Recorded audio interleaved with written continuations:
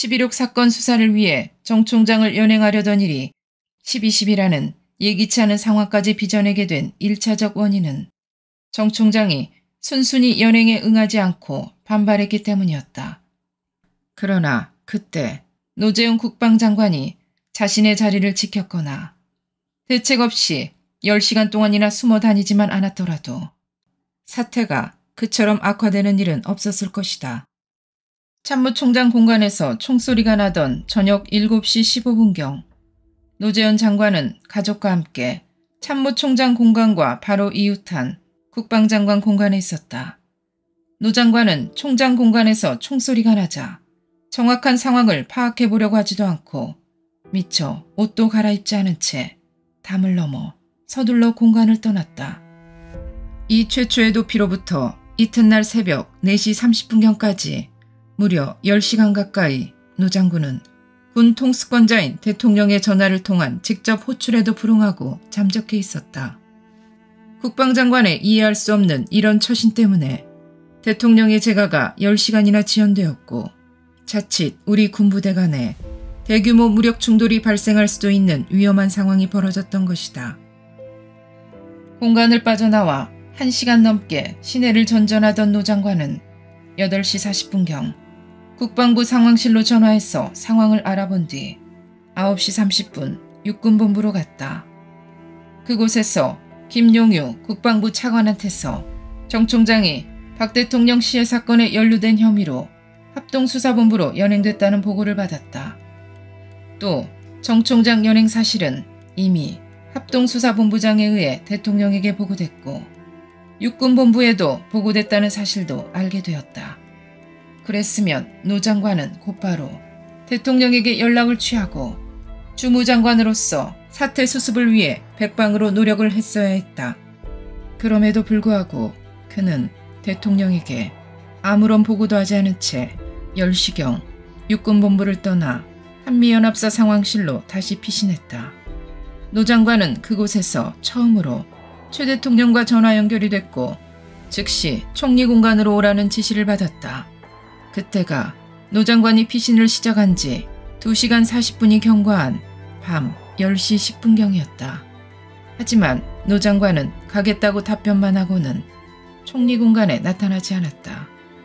그 후 합수부로부터 노 장관을 찾아 대통령 공간으로 출두하게 해달라는 요청을 받은 김용유 차관이 노 장관에게 여러 번 간청했지만 역시 출두하지 않았다. 노 장관은 다음날 13일 새벽 1시 30분경에야 한미연합사를 떠나 국방부로 돌아왔다. 노 장관은 국방부에서 만난 유병현 연합사 부사령관, 김용유 차관 등이 한시라도 빨리 대통령을 만나 사태를 수습해야 한다고 건의했지만 이마저 묵살해버렸다. 그러다가 새벽 1시 50분경 육본 측의 병력 동원에 대응해 출동한 제1공수여단이 국방부로 들어오는 과정에서 청사 옥상에 있던 수경사 방공포단의 발칸포 공격을 받은 공수단 병력의 응사로 총격전이 벌어지자 장관실을 빠져나와 또다시 숨어버렸다. 새벽 2시 30분경에는 대통령 공간에 있던 신현학 총리와 이희성 정보부장 서리가 기다리다 못해 직접 노 장관을 찾으러 국방부로 갔다. 노 장관이 국방부 청사를 벗어난 흔적이 없기 때문에 군의 방송으로 노 장관을 찾는 한편 제1공수여단 병력을 동원해 노 장관의 소재를 수색했다. 그런데도 노 장관은 계속 숨어있기만 했다. 그때 신 총리와 이희성 중정부장 서리는 노 장관이 만약 통금 해제 시간인 새벽 4시까지 나타나지 않을 경우 김용유 국방차관을 대신 최 대통령한테 데려가기로 의논이 돼 있었다. 그런데 통금 해제 직전인 새벽 3시 50분경 마침내 국방부 지하계단에 숨어있던 노 장관이 1여단 수색 병력에 의해 발견됐다. 신현학 총리는 1996년 7월 1일 특별법 공판에서 노재현 장관을 만나기까지의 과정에 대해 자세히 증언했다. 유학성 장군이 최규하 대통령께 정승화 연행조사 문제를 논의하고 있던 중에 노재현 국방장관으로부터 전화가 오지 않았습니까? 그래서 최규하 대통령께서는 노재현 장관의 전화를 직접 받으시고 총리 공간으로 즉시 오라고 지시를 하셨지요? 예.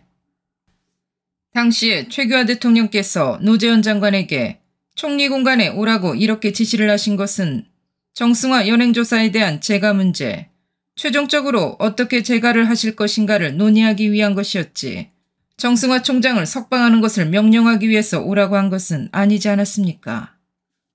논의해본 결과에 따라서 어떠한 조치가 취해질지 모르지만 사전에 석방 명령을 내리기로 결정해놓고 의논하려고 한 것은 아니었습니다. 그것은 아니었지요. 그러나 노재현 장관이 그 후에 최규하 대통령과의 연락을 끊은 채 총리 공간에 출두를 하지 않았기 때문에 대통령의 재가가 또다시 지연이 되게 된 것이 아닙니까? 예. 노재현 장관이 총리 공간에 출두를 하지 않자 최강수 비서실장이 12월 12일 23시경에 당시 연합사 상황실에 피신을 하고 있던 노재현 장관에게 또다시 전화를 걸은 사실은 알고 계십니까?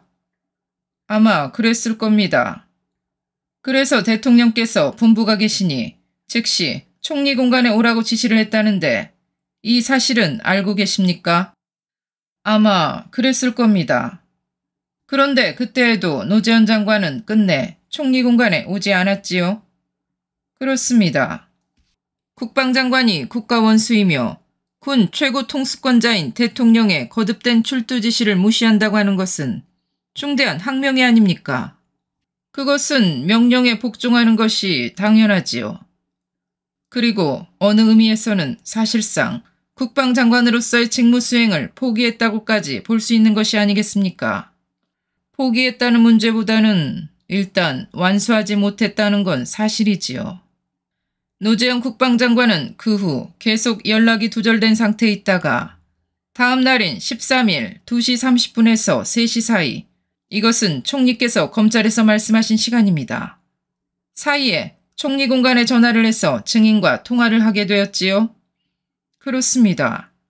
당시 증인께서는 노재현 장관의 전화를 받아가지고 지금 어디에 있느냐고 물었더니 국방부에 있다고 하기 때문에 대통령께서 지시가 계시니 총리 공간으로 빨리 오라, 이렇게 노재현 장관에게 말하시지 않았습니까?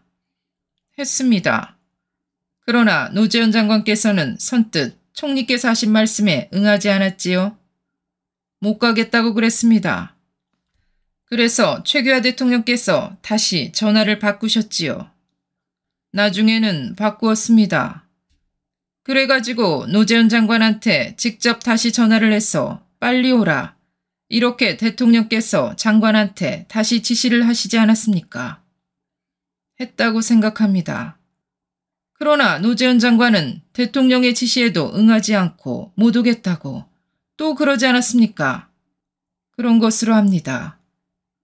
증인은 이와 같은 사태가 벌어지자 최규하 대통령에게 총리께서 직접 국방부로 가셔가지고 노재현 장관을 데려오겠다라고 건의를 올리셨지요? 그렇습니다. 그래서 대통령의 승인을 받으신 후에 당시 총리 공간에 와 있던 이희성 중앙정보부장 서리와 함께 국방부에 직접 가셨던 것이 아닙니까? 그렇습니다. 그날 밤 정 총장의 연행이 괴한에 의한 납치가 아니라 합수부에 연행된 것이라는 사실을 알게 된 이후에도 노 장관이 왜 10시간 동안이나 피해 다녔는지 지금 와서 생각해봐도 알 수 없는 일이다. 북한군이 쳐들어온 것도 아니고 대통령과 직접 통화를 했으니 유혈 쿠데타가 아니란 것도 알고 있었고 자신이 직접 육본 지휘부와 합수부 양쪽에 병력을 동원하지 말라고 명령까지 해놓았으니 전투가 발생한 상황이 아니란 것도 알고 있었는데 왜 10시간이나 계속해서 도망다녔을까?